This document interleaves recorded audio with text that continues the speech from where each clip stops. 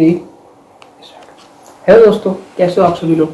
आपका स्वागत है आपके अपने यूट्यूब चैनल अपना गुरुकुल ऑफिशियल में। आई होप आप सभी अच्छा कर रहे होंगे और अपनी अपनी लाइफ में खूब मेहनत कर रहे होंगे। सो आज ये वीडियो मैंने बनाई है उन लोगों के लिए जिन्होंने अभी अभी एसएससी की तैयारी स्टार्ट की है और जिनका टारगेट एसएससी सीजीएल है। उनको खासकर 2020 के बच्चे और 2021 के बच्चे, सीजीएल 2020 और 21 के बच्चों के लिए मैंने वीडियो तैयार की है। आज मैं आपको सब कुछ बताऊंगा सीजीएल के बारे में और स्ट्रेटेजी किस तरह हम सीजीएल की तैयारी करें और क्रैक करें। मेरा नाम है प्रशांत कौशिक और मैंने LIC ATO SSC CGL 18 mains और इस बार PU मेरे 182 स्कोर है। सो जो मुझे लगता है, जो स्ट्रेटेजी मैं फॉलो करता हूँ, वो सब स्ट्रेटेजी मैं आपसे शेयर करूँगा। सो पहले हम बात करते हैं सीजीएल के लिए। सीजीएल एसएससी सीजीएल एसएससी कई सारे एग्ज़ाम कराती है, उनमें से सीजीएल नंबर 1 एग्ज़ाम है।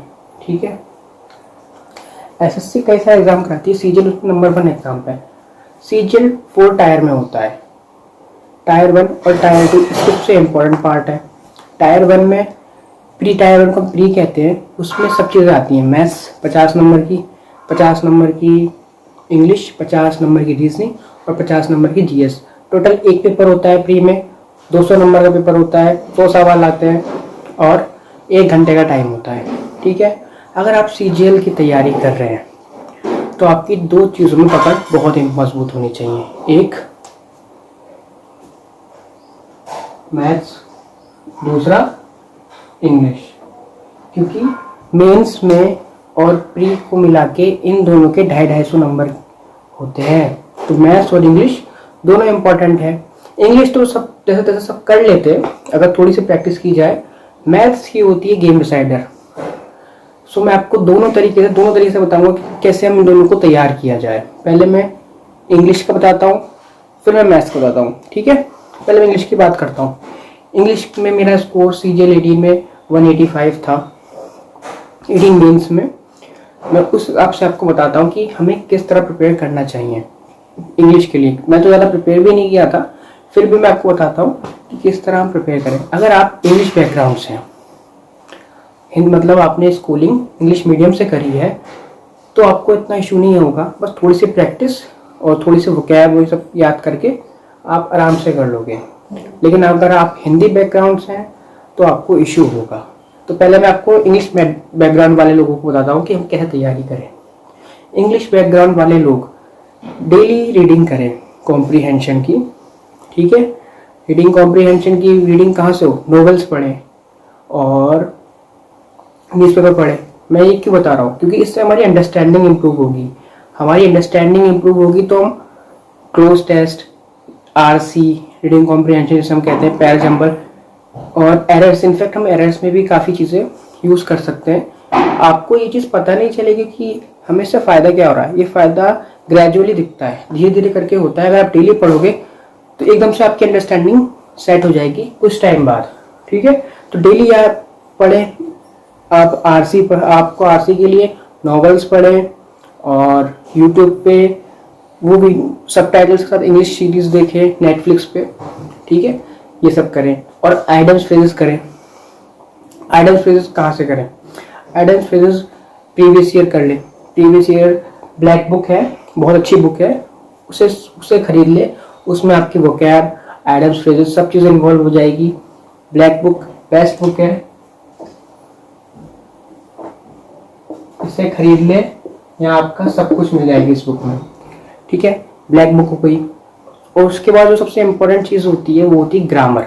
ग्रामर को कैसे कवर करें, ग्रामर को कवर करने के लिए आपको मैं 2 बुक बताता हूँ। 2 बुकों में से एक बुक आप कर लो, एक ही बुक करना और एक ही बुक को 10 बार करना।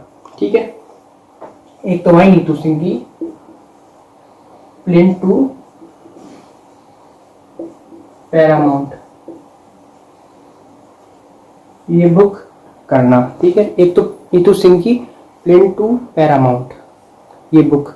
वरना अगर आप ये नहीं कर रहे हैं तो आप करना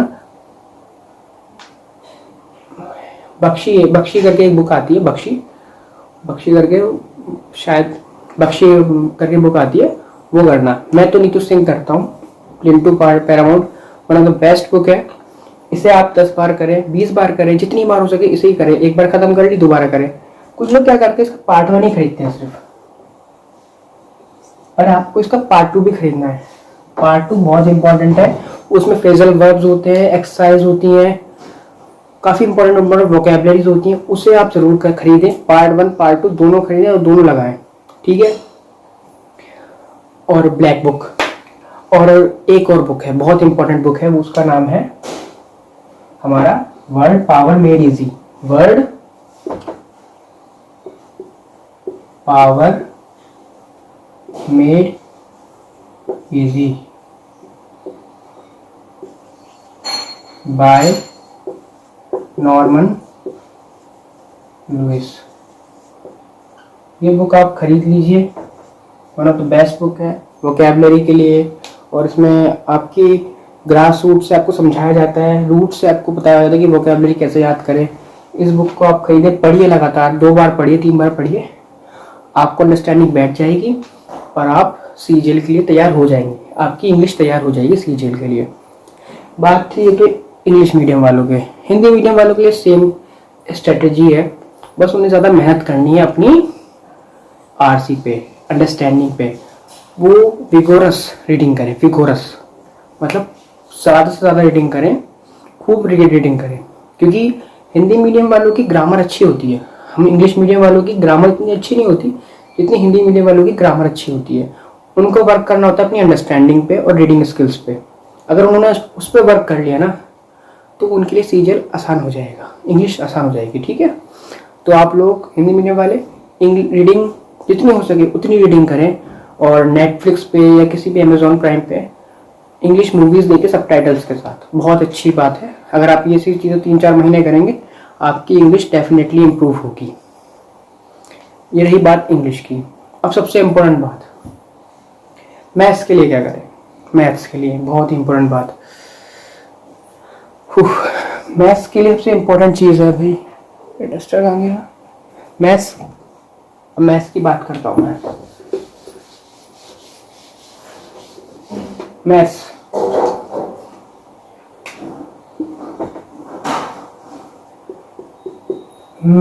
हमारी 3 पार्ट्स में डिवाइड है, मेरे ख्याल तो 3 पार्ट से डिवाइड है, और वो पता नहीं बाकी तो सब लोग अर्थमेटिक और एडवांस बोलते हैं। मेरे लिए वो 3 पार्ट्स में डिवाइड है। एक अर्थमेटिक जिसमें परसेंटेज, प्रॉफिट लॉस, एवरेज और रेशियो प्रोपोर्शन और भी टाइम एंड वर्क जितने चैप्टर आते हैं, और दूसरा पार्ट हो गया एडवांस जिसमें आता है geometry, mensuration, trigonometry, algebra, coordinate geometry, ठीक है, ये सब आता है इसमें। और तीसरा पार्ट मेरे लिए तो नंबर गेम मेरा अपना पार्ट है, उसे लोग इधर एडवांस में जोड़ देते हैं या अर्थमेटिक में जोड़ देते हैं। मेरे लिए वो एक अलग पार्ट है जिसमें आता है number system, sets and indices, LCM, HCF, simplification. ये मेरे लिए अलग पार्ट हो गया, ठीक है। तो आप टोटल चैप्टर, काफ़ी सारे चैप्टर होते हैं, आप वो सर्च मार लेना या किसी बुक में आपको सारे चैप्टर्स मिल जाएंगे। इसके लिए अगर यहाँ पे भी 2 चीज़, मैथ्स का जो स्ट्रेटेजी है वो भी 2 लोगों के लिए अलग अलग है। एक तो मैथ्स बैकग्राउंड और एक जिनका बैकग्राउंड मैथ्स का है ही नहीं। मैथ्स का बैकग्राउंड जिन्हें है उन्हें एज मिलती है इस कंपटीशन में, क्योंकि उनके बेसिक क्लियर होते हैं, उन्हें कैलकुलेशन में प्रॉब्लम नहीं होती, ठीक है। जिनका बैकग्राउंड मैथमेटिक है उन्हें ज़्यादा इशू नहीं होगा। बस उन्हें क्या करना होगा, किसी अच्छी कोचिंग से जाके एक बार कोचिंग कर लो।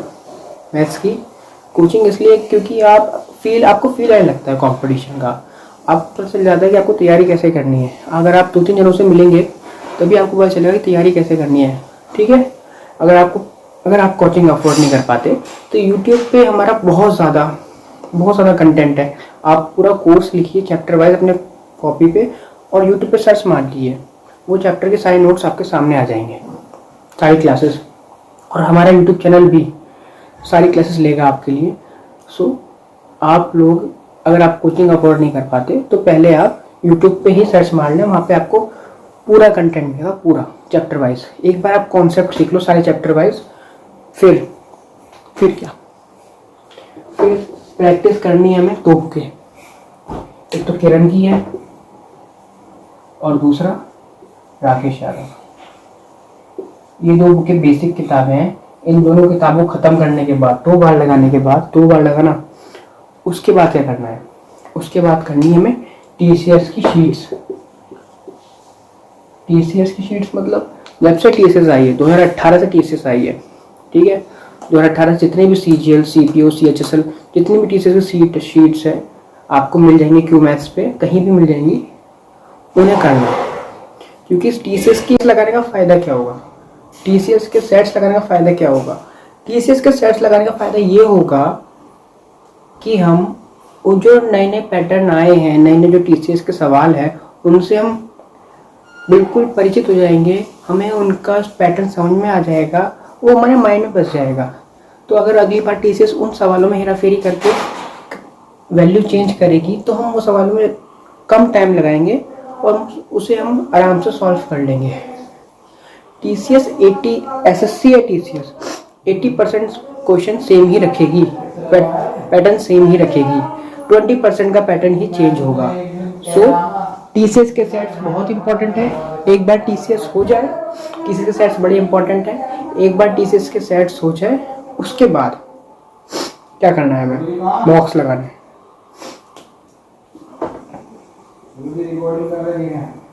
मॉक्स बहुत इंपॉर्टेंट है। मॉक्स आपको मॉक्स लगाने हैं। अगर आप CGL मेंस की प्रिपरेशन कर रहे हैं तो 50 मॉक्स मैथ्स के होने चाहिए। मॉक्स में सिर्फ मॉक्स नहीं, पहले आप मॉक्स लगाएं। मॉक्स लगाने से पहले उस मॉक्स को लगाने की स्ट्रेटेजी तैयार करें। स्ट्रेटेजी तैयार करने के बाद मॉक्स लगाएं, फिर एनालाइज करें अच्छे से, अपनी गलतियां ढूंढें, अपनी कमियां ढूंढें, किस क्वेश्चन में ज़्यादा टाइम लगाया, वो सब एक कॉपी में नोट करें, उसे एनालाइज करें और जो सवाल में आप फंसे हैं उसे भी नोट करें, ताकि आप उसे रिवाइज करते टाइम अपनी गलतियों को देख सकें और वो उन गलतियों से एग्ज़ाम में बच सकें। सो नोट्स बनाना बहुत इंपॉर्टेंट है, मॉक्स की भी, एनालाइज करना भी। ये सब करने के बाद आपको कैलकुलेशन के लिए क्या करना है, कैलकुलेशन के लिए आपको टेबल्स याद करनी है 25 तक, एटलीस्ट 25 और 30 तक क्यूब रूट याद करने, 50 तक स्क्वायर रूट याद करने हैं, ठीक है। ये याद करने के बाद आपको डेली 15 मिनट प्रैक्टिस करनी होगी कैलकुलेशन की अलग से। इतना सब कर लिया आपने तो आप किसी न किसी की शीट्स भी लगा सकते हैं, ठीक है।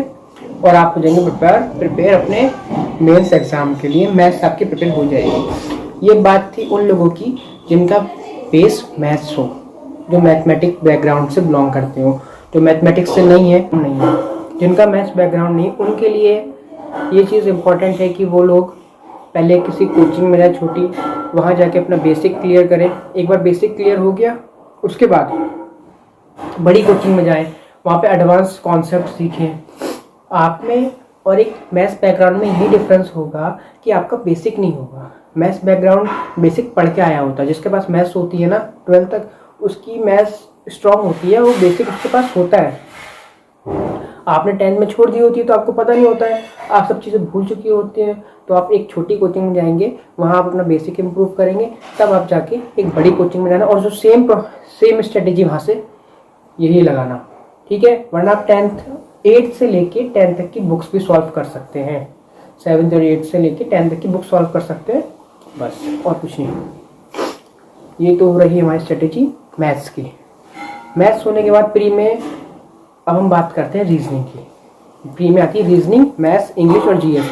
रीजनिंग के लिए ये तो आप जहाँ पे अपने कोचिंग करी है वहाँ पे आप कॉन्सेप्ट सीख सकते हैं, वरना एक राहुल सर हैं यूट्यूब पे, हमारे पाठशाला के हैं, मैं किसी का प्रमोशन नहीं कर रहा, मैंने उनसे खुद उनके लेक्चर्स पढ़े हैं। उनके यूट्यूब पे आप सर्च मारेंगे 59 लेक्चर्स हैं, उन्हें आप देखिए, बहुत अच्छे लेक्चर्स हैं, किसी कोचिंग की ज़रूरत नहीं है, आप वो लेक्चर करिए।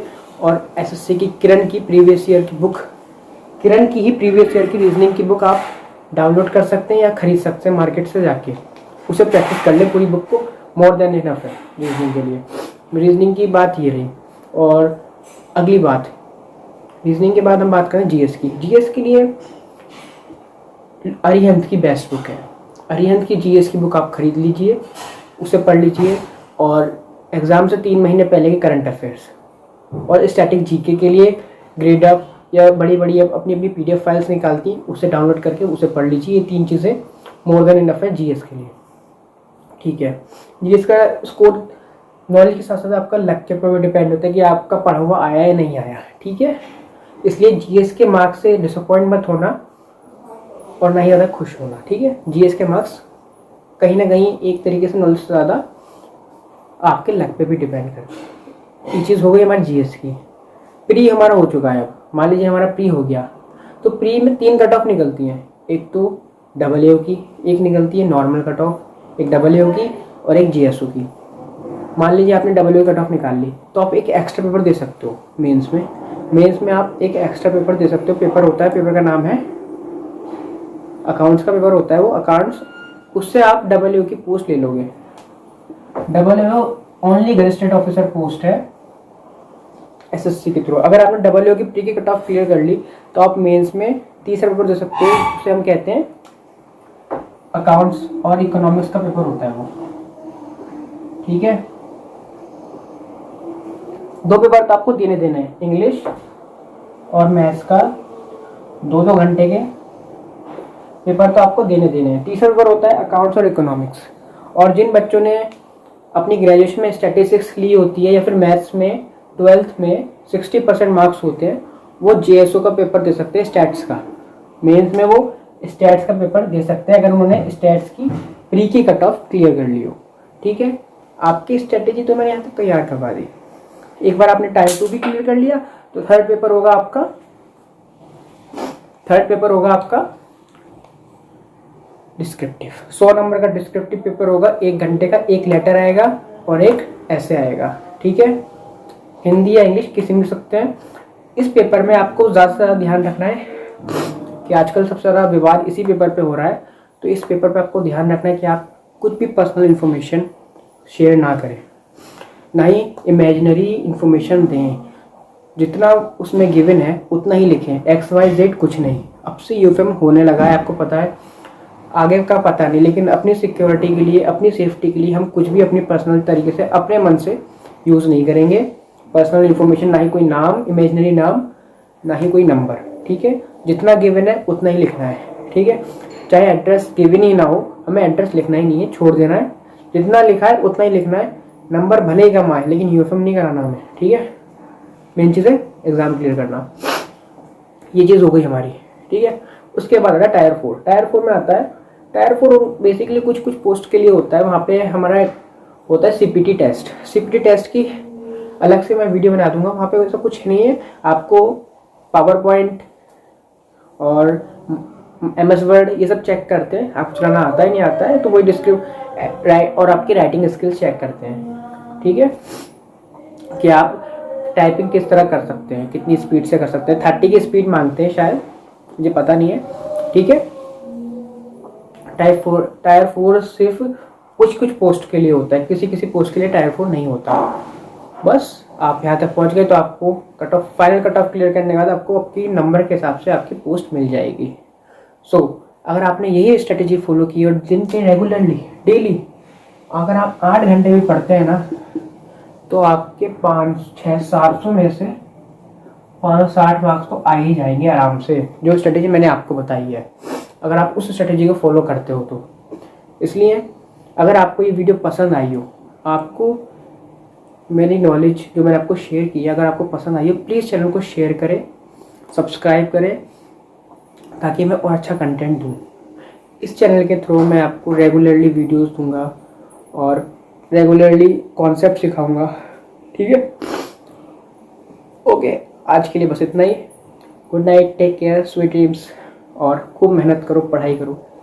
नमस्ते।